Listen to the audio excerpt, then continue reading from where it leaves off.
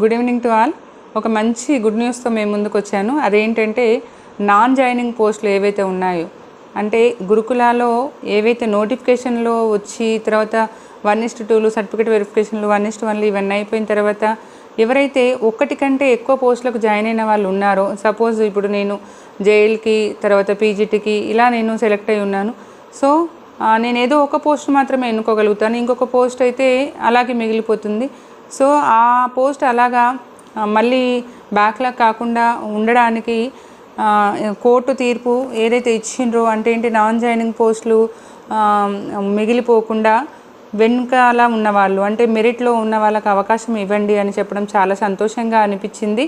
ఎందుకంటే 1:2కు వెళ్ళిన తర్వాత 1:1కి రాని వాళ్ళ బాధ ఏంటో వర్ణనాతీతం అండి. ఎందుకంటే నేను పీజీటీలో నేను ఎక్స్పీరియన్స్ అయ్యాను, అలాగే 2017లో కూడా నేను అది